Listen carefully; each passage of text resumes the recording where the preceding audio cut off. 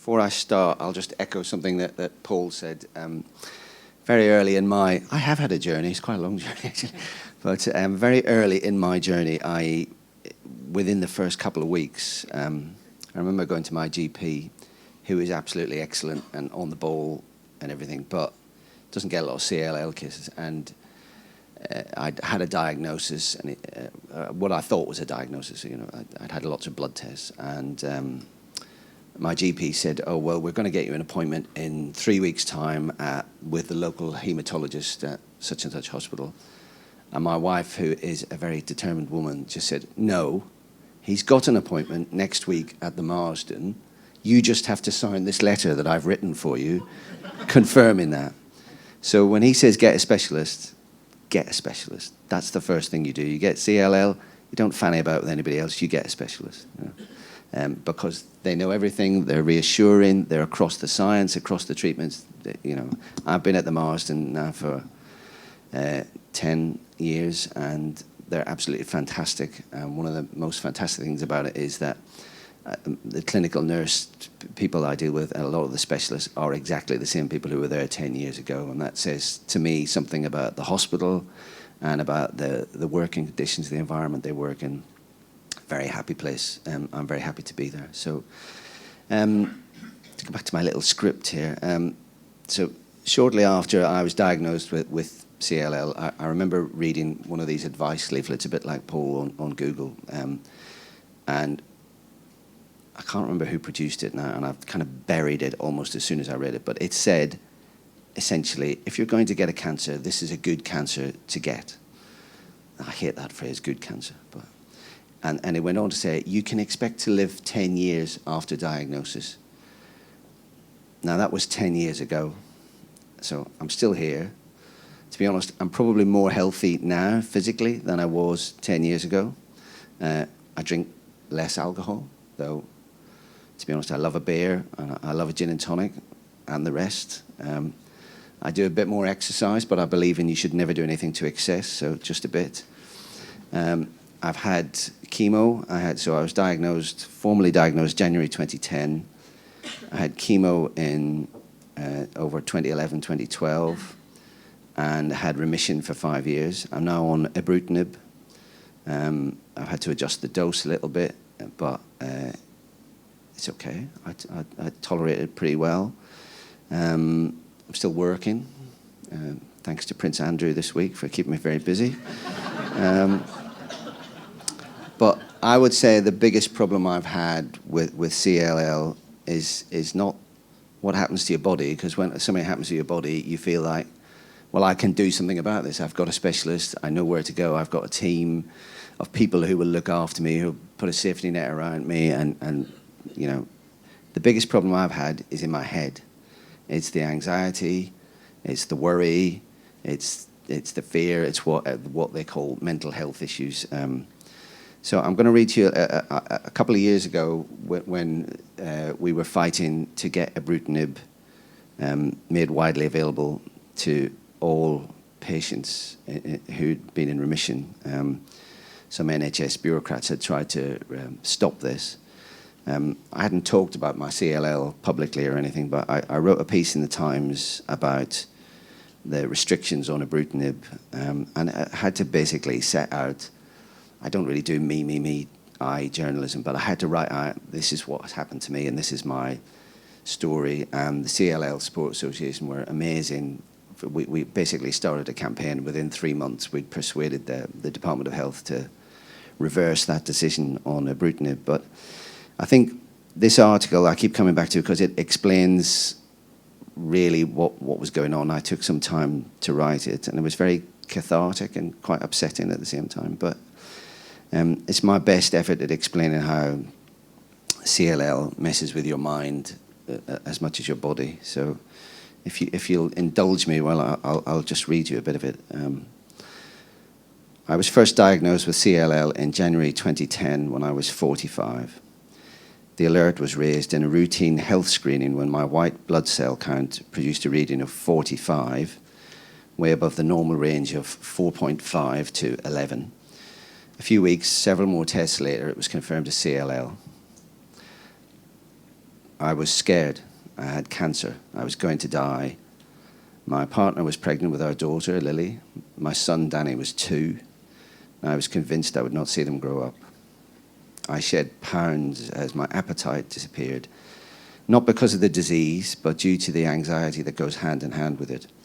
My nerves rattled and jarred. I remember dropping a bottle on the kitchen floor one night and bursting into floods of tears as it shattered.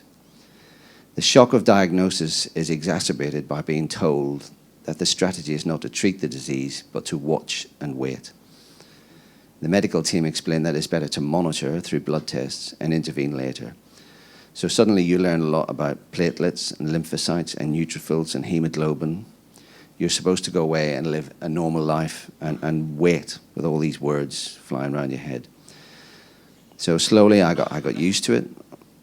I normalized it. We got married. I wrote a will. Lily was born. We took a long sabbatical, trundling around Europe in a camper van. I took my elder daughter to New York to celebrate her turning 16. I was never very good at family planning. And I went back to work. The watching and waiting ended in September 2011 when the progress of the disease was such that treatment became necessary. So at that point, basically, I had 6 months of chemo.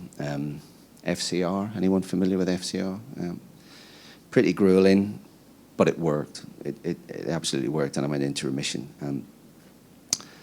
The remission lasted 1 year, 2, 3. Basically, I stopped counting. The visits for blood tests were now every 6 months, and I pretty much forgot that I was living with cancer.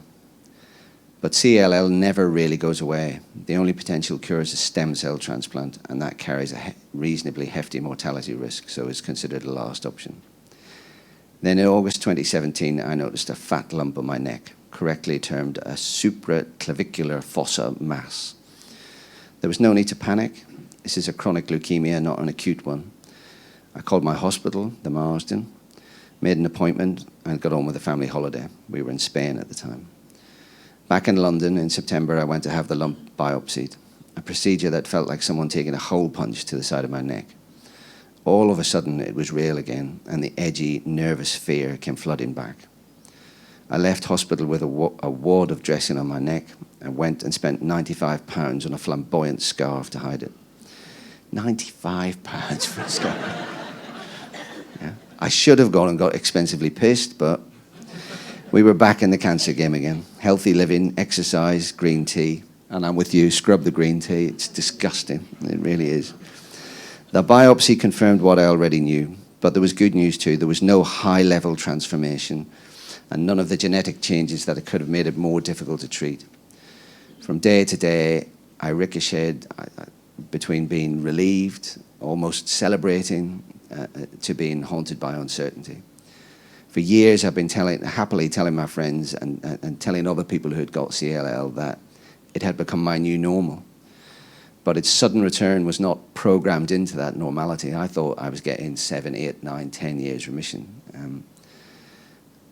And now, when it came back, I just felt this desperate need to be in crowds. I wanted to be around noisy, buzzy places. I started going to rock and roll gigs again, basically. I go to a lot of gigs now. I'm going to see the best band in the world next week, Dublin punk band called Fontaines. They're fantastic. But it'll be mad and it'll be brilliant because I just feel I need that vibrant, passionate, physical kind of lust for life of big football crowds and loud gigs. Life feels fragile sometimes when you've got it, and frankly, when your mind is fragile, that's the worst bit. So I think what I'm trying to say and what my journey has taught me is that we look after our bodies, we think about diet and green tea and exercise and all the rest of it. But for me, the most important thing is to look after your mind. So at the Marsden, I've made use of their psychological support service quite a lot. I went there in 2010 when I was first diagnosed, and I got a fantastic piece of information, which was to visualize a computer screen when the anxiety comes up, find the minimize button and just take it off the screen. Just reduce it, take it away. And that really, really helped me at that point. I went again in 2017 when I was re-diagnosed, or when it recurred, whatever the phrase is. I've got another appointment next week, which I asked for because basically I had an anxiety attack. I went to the funeral of a friend, and somebody had the bright idea of standing up at the funeral and reading extracts from his diary of when he was first diagnosed with cancer at exactly the same time as I was, and it just came bang, flood me right straight back to square one. So the Marstons say, there's a bit of a waiting list for this service. It's quite stretched, but they're amazing. They're really, really helpful, really kind, caring, supportive, understanding people. So that service I find invaluable. It's been a place to unload, to talk, to learn strategies for dealing with the anxiety, which I'm pretty sure everybody gets every time your blood test comes around on the calendar. The anxiety levels rise. If you can't access professional support, I would say find a friend. I subject quite a lot of my friends to my feelings and my concerns, because I think it's quite hard for your immediate partner to carry that burden all the time, because their anxiety levels are pretty high as well. They can't always counsel you and support you. You need somebody a little bit further away. So it's good to have someone to talk to, someone who can listen, because I think a problem shared really is a problem halved in this. I'm not a great one for support groups, Mark. One of the psychologists said to me, don't be a professional patient. Her advice was just deal with it, learn the tricks and the strategies to put it away and get on with your life. But at the same time, I'm not a fan of the stiff upper lip. I think we all know if your CLL makes you tired, you don't battle on and try and go through the wall. You go and rest, and you insist that you rest. So I say also, if the CLL makes you anxious, don't bottle it up. Find somebody and talk about it, because that's important. Thank you very much.